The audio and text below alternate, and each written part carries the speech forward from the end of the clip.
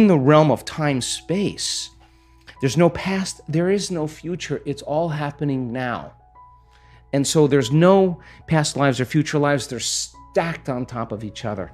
And as we move through time, as we time travel, we experience dimensions or spaces. And we have all the latent systems in the brain once activated to open the door to that dimension. And it only takes one experience of entering that place that you cannot see the world the same way again.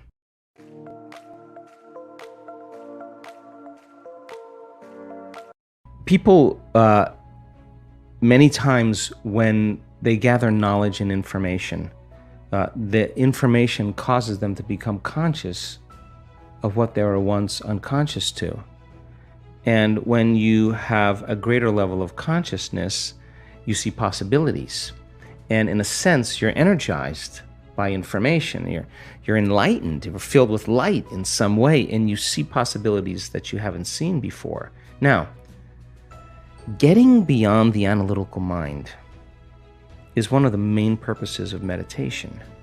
And I can tell you that the analytical mind is always going to talk us out of possibility because it is fascinated on trying to predict what's going to happen next. So if you can predict your future, then you're laying a known on an unknown.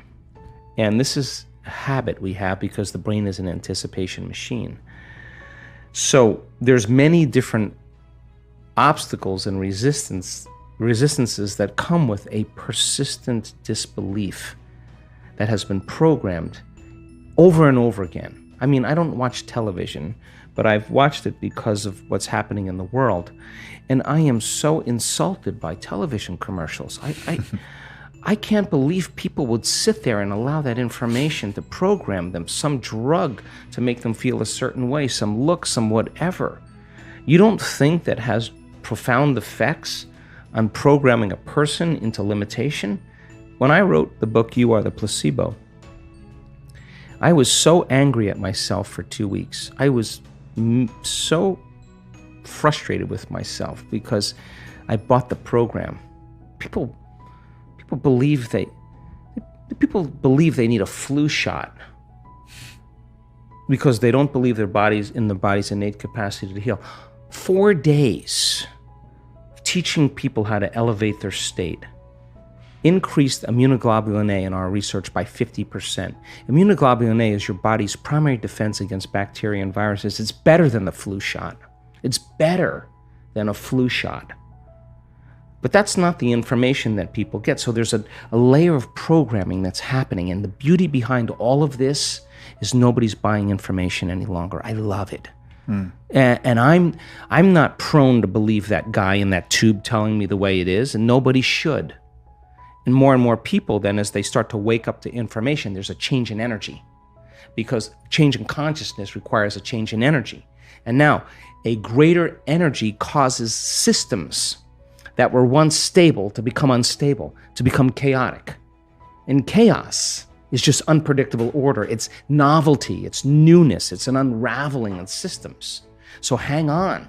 This is a really profound time because it's got to break. And when it breaks, something better come out of it. And it's not going to be governments and politicians and religious figures and whatever leading the way. There is no one leader. Everybody's got to lead. Just like those birds that move in one direction, or those fish that are all in a school and they're moving together, give the appearance of something bigger to predators. You study that principle in biology. It's called emergence. You think that there's one leader that everybody's following. Everybody's leading. And there's a stigma we have in our minds that if you lead with too much passion in your life, you're going to lose your life. Whether you're Martin Luther King or William Wallace or Joan of Arc or Abraham Lincoln, you're going to get it. And that stigma is branded in people's minds for a reason. But this is a time in history to not die for the truth. This is a time in history to live for the truth. And if you're working on your anger and frustration, and I'm working on my fear and anxiety and my judgment, and I'm taking care of me, and you emerge in that heart of yours, and I emerge in that heart, we are going to be like-minded. We're going to be connected by that invisible field. Now everybody's leading, and you just can't take out everybody now. So we can't wait for anybody else to take care of us.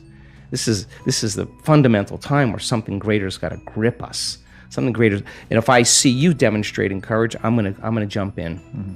And all of this craziness that's going on is an important time. But when we stop doing all those things and reacting, and we start going, hey, what do you do? Oh, you're a solar panel guy? Oh, I'm a teacher. Oh, you're a doctor? Let's get together and let's start figuring out how to coexist. Oh, you're brown, I'm white, you're black. Who cares? That's the costume you're wearing to the masquerade. I celebrate your uniqueness. I'm weird too. And we're all like that. So the biggest lie is that kind of a way to create separation amongst people for the simple reason to disempower them into limitation, because now they're more dependent on pharmaceutical companies.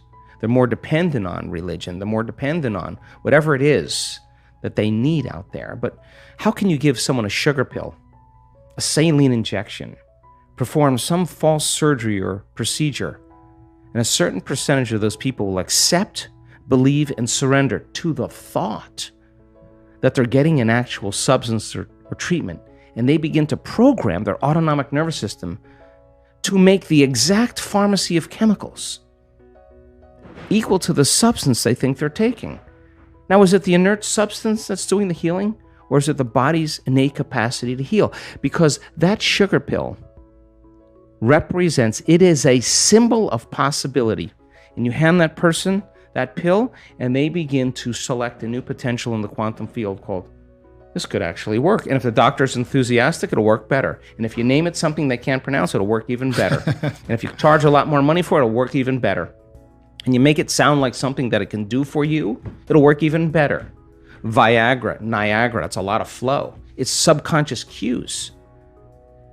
So then, in the studies on depression, in the studies on pain relief, those people were making their own pharmacy of antidepressants, their own pharmacy of morphine. They were checking the receptor sites on the outside of the cells, and their body was making morphine. So then, do you need the sugar pill? Do you need the saline injection? Do you need to perform some false surgery or procedure? Because all they're doing is marrying a clear intention with the elevated emotion of optimism, of possibility, of inspiration. They're changing their state of being. All right, so the depression studies took 8 weeks, giving the person the pill every day. Most of them thought they were getting the actual substance because they felt so much better. The brain scans showed that they were better. They were getting the placebo. They went back to the researchers and said, I'm sorry, you must have given me the real medication. No, we gave you the placebo. That's how much better they felt. It wasn't one day. They didn't take it once and say, I'm better. They took it for 6 weeks. So then people are so entitled to thinking that the moment they press on their cell phone, they get answers and information. It's not how it works. This is a practice. Every day, changing your state of being. Doing it for 8 weeks without a sugar pill. Just marrying a clear intention and elevated emotion, changing your state of being without any exogenous substance. Sooner or later, you start feeling good. You practice feeling good every day for 8 weeks, you're going to start feeling good. It's just going to be the side effect. It just makes sense.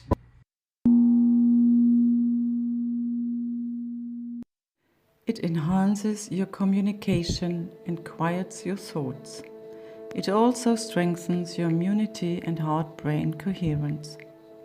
Hold the mudra with one hand or with both hands. Remain in this hand position while enjoying the video. Gently bring your ring finger and thumb together.